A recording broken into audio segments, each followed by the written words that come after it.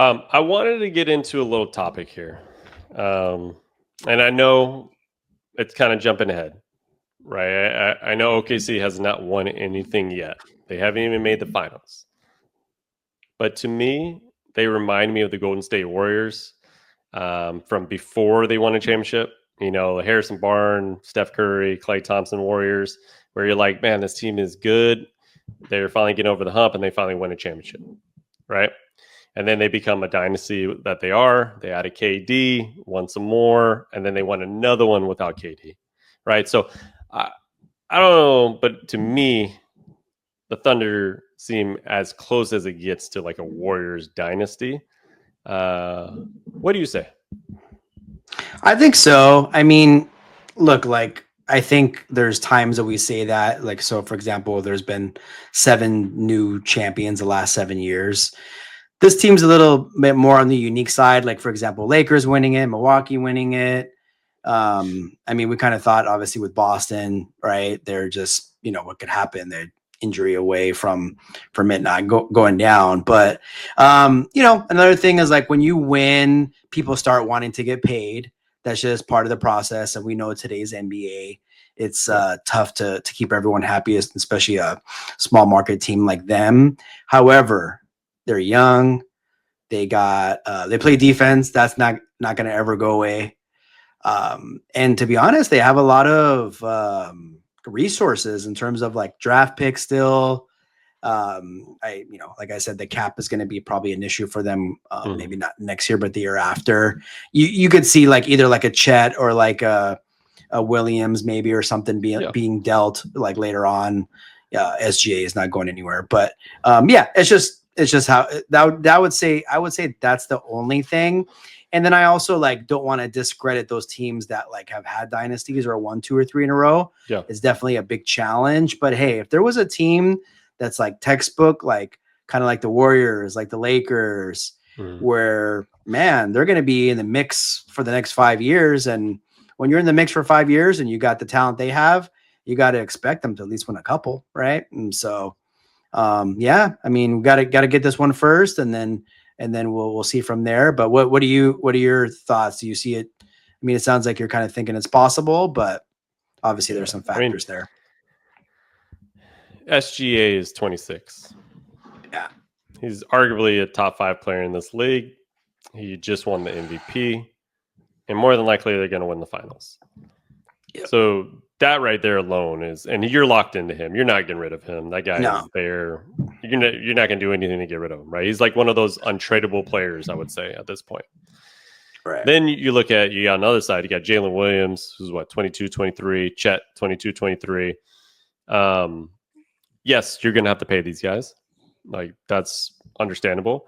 But they have a player like they drafted this year, Nikola Topic, right? He was a huge kind of foreign like draft pick, but they knew he was going to be out with the ACL injury for the whole year, right? And it's like you're going to have players kind of coming in the farm system just like that. So I think they're just deep, and they have I couldn't count how many picks they have right now, but I imagine they have a ton of picks still from all those trades that they made. So even if they wanted to keep this core strong together, they can try to pay, and if they can't essentially pay all these guys, they can trade a couple of them with picks to get a superstar to play along with SGA. So I just feel like no matter what you do with this team, you can reinvent the wheel if you don't keep it all young like the way they are. I would say like if they won this year, more than likely you bring everybody back to try to win it next year. Barring injury, they'll be a favorite. And then at that point, you either have to pay everybody or trade one of them and maybe add another player or two, and then along with the draft picks that you already have. And it's just like, to me, it just seems like there's going to be a never-ending cycle. I know the NBA, it happens, and it looks like it's going to be perfect for a while, and then something happens, right? Like, I mean, we look at OKC has actually been this team before. Harden, Durant, Westbrook.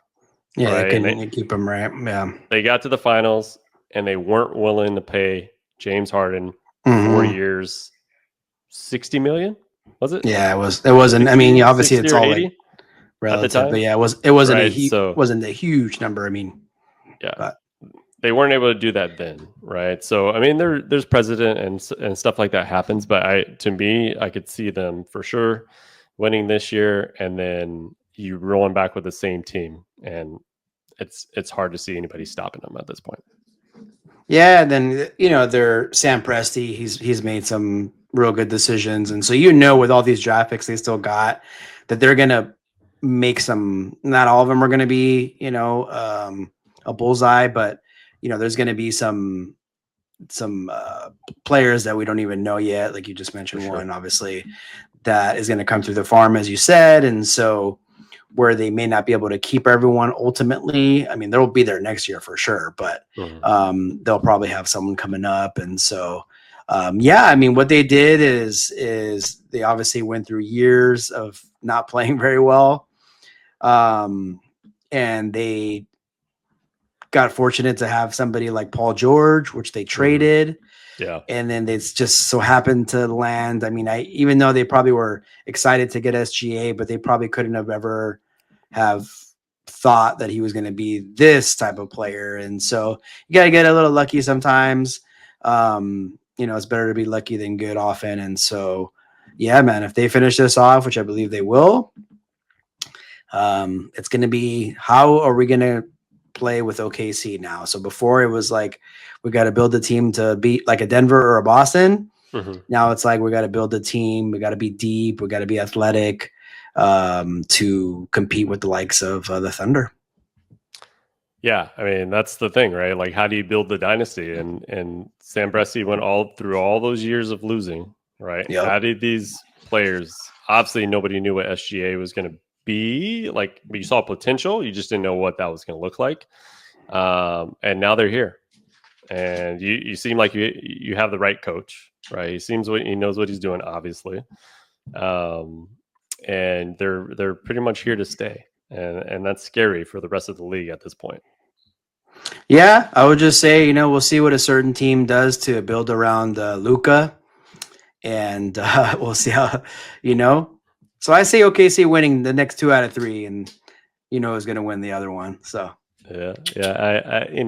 We haven't talked about the Lakers in a while, but yes, they will have some interesting moves to be made in this offseason. But I don't know if anybody's seen it yet. Have you seen offseason Luka? It's medium. Face slim, arm slim. Got this medium shirt on. I think he's down about 20. He's wearing his Laker gear. So you're seeing that everywhere. So it's looking good right now.